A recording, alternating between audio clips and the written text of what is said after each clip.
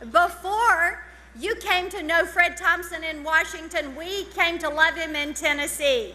He first made a mark as an assistant U.S. attorney, minority counsel to the Senate Watergate Committee, and he held a private law practice.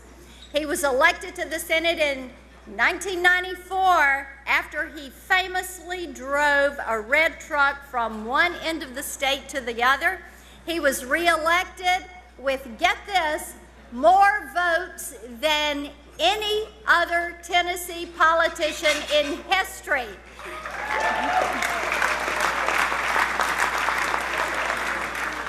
Outside of public service, he enjoys a successful acting career, appearing in Die Hard 2, The Hunt for Red October, and NBC's Law and Order, among others. To present our Courage Under Fire Award, please welcome Senator Fred Thompson.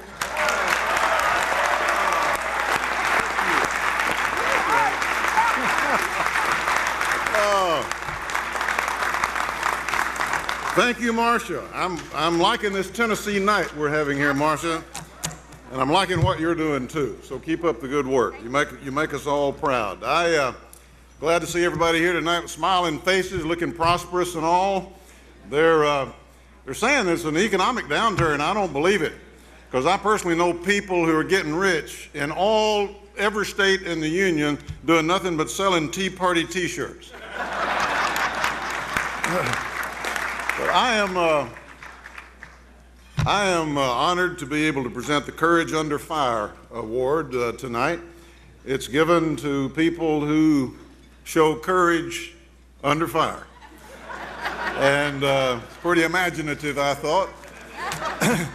But it's people who put principle above everything else and have proven that they put principle above their own interest and their own welfare. It was first given to Charlton Heston, who we all love and miss, and what a wonderful American.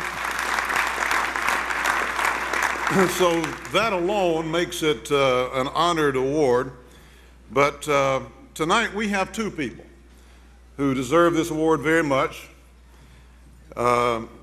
Before Massachusetts, there was Virginia and New Jersey. And before Virginia and New Jersey, there was New York 23 and Doug Hoffman.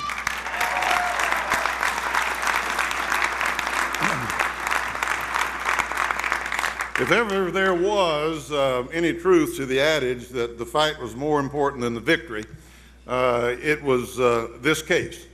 Because what Doug Hoffman did, by just walking into a friend's place one day and saying, listen, I'm concerned about my country, I want to do something about it, will you help me?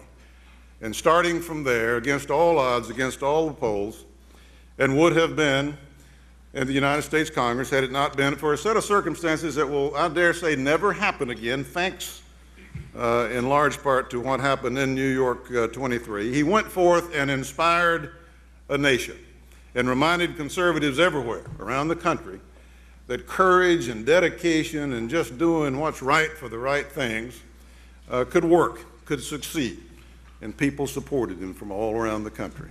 And he almost pulled off that tremendous upset, but he set an example that laid the groundwork for upsets to come. And he's got a bright, bright future, and I'm honored to call him my friend, and we are all honored by his presence, and say, Doug, we are all indebted to you. So congratulations for this award tonight.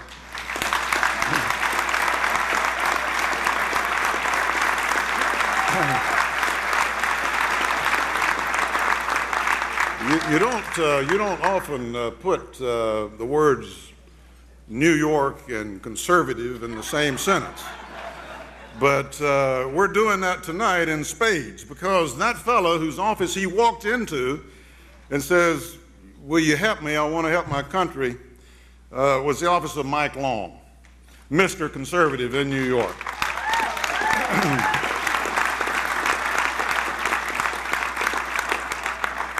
Mike is our other recipient of the Courage Under Fire Award because he's been working hard for many, many years, helping conservative causes, supporting Republicans when Republicans deserved his support and not supporting them when they didn't.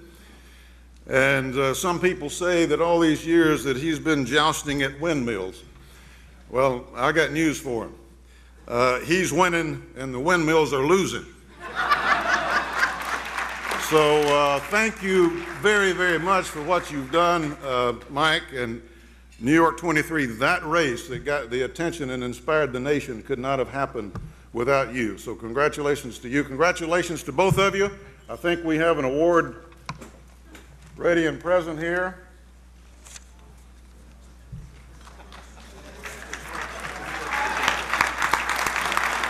Please come step up. Fred, let me say that in presenting this, which is the Charlton Heston Courage Under Fire Award, we continue a tradition because Charlton Heston presented the first such award to Zulu Chief Buthelezi of South Africa and said at the time, it's a great honor to present this award in its first incarnation to a fellow actor. Tonight, we have another actor presenting it to some courageous fellows. So here they are. Thank you, David. And the Pennsylvania flintlock rifle is the quintessential American firearm. And David Keene keeps one by his nightstand, by the way.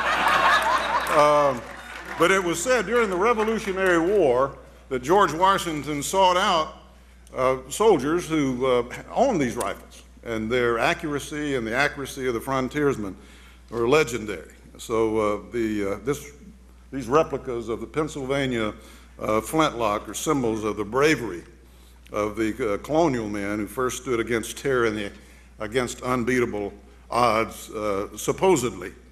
And I think it's therefore very appropriate that you two gentlemen have these awards. Congratulations.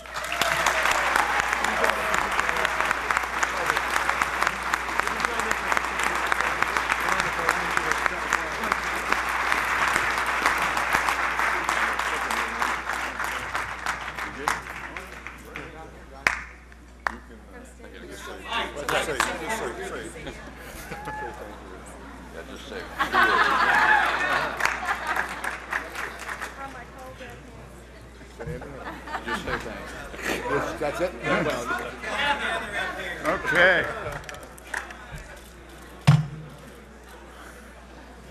I just want to say thank you, but I have a real problem. How am I going to get this home with Michael Bloomberg as mayor of the city of New York? That's what I want to know. Michael, I'm coming home.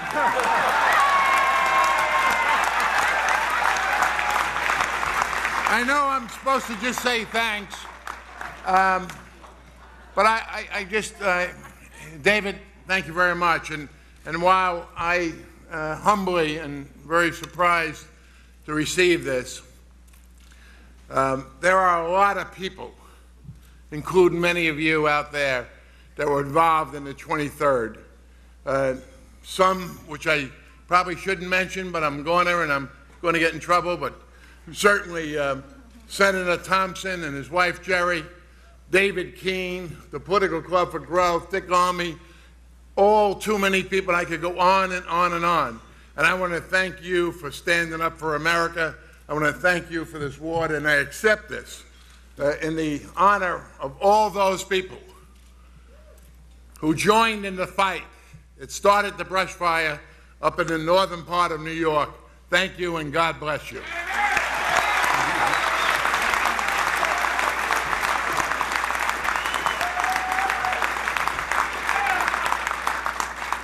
And I especially want to say thank you, Senator Thompson. You came in the darkest hour. You were my cavalry that saved my race, and everybody else out there that joined in. You all fought hard, and this award should be for all of us because you all stepped up to the plate, you fought hard, and we awakened America in the silent majority, and hopefully that'll carry on into the 2010 elections.